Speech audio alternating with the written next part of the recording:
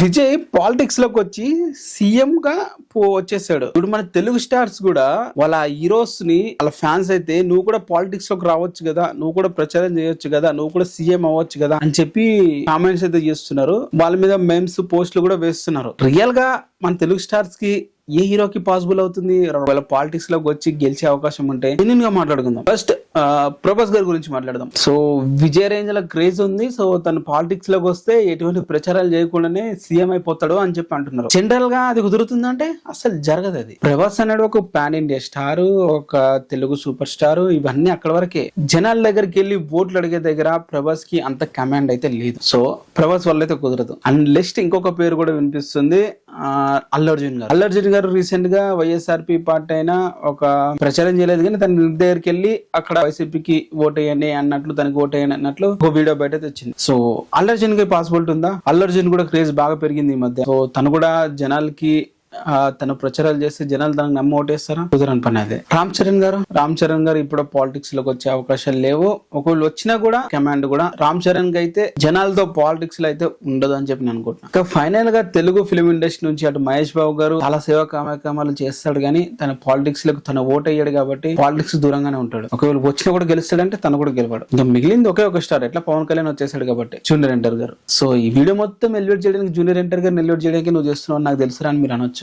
నిన్న అది పాయింట్ కాదు. జూనియర్ ఎన్టీఆర్ గారు ఆల్రెడీ 2009 లో తెలుగుదేశం పార్టీ కోసం ప్రచారం చేశాడు. దాదాపు ఒక 30 కాన్స్టిట్యూన్స్ లో వెళ్లి తిరిగాడు. దాంట్లో దాదాపు 17-18 స్థానాలు గెలవడం కూడా జరిగింది. కానీ తిరిగిన ఏరియా ప్రతి ఒక్కరు కూడా చిరంజీవి గారికి, వైఎస్ఆర్ గారికి బాగా స్ట్రాంగ్ ఉన్న జోన్స్ అవి. చంద్రబాబు గారు ఆ టీడీపీ ఎక్కడైతే ఓడిపోతుంది, ఎక్కడైతే గెలవదని చెప్పి అనుకుంటున్న స్థానాలు ఉన్నాయో అక్కడే జూనియర్ ఎన్టీఆర్ గారితో ప్రచారం చేయించాడు.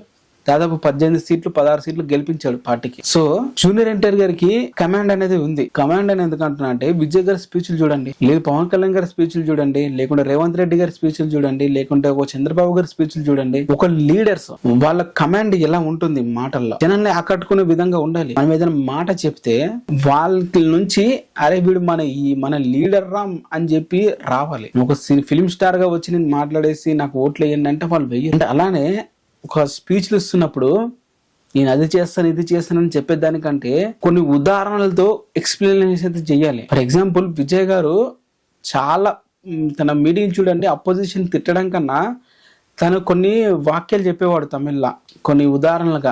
సో అది మన తెలుగు స్టార్లు ఎవరు బాగా వాడతాడంటే జూనియర్ ఎన్టీఆర్ గా తప్ప ఇంకెవరికి ఉండదు. సో నా ఉద్దేశం ప్రకారం తనని జనాలు కూడా కనెక్ట్ అయ్యారు కాబట్టి, ఆల్రెడీ తనకి పొలిటికల్ బ్యాక్గ్రౌండ్ ఉంది కాబట్టి డెఫినెట్ అయితే ఉంటుంది పాలిటిక్స్ లో రావడానికి.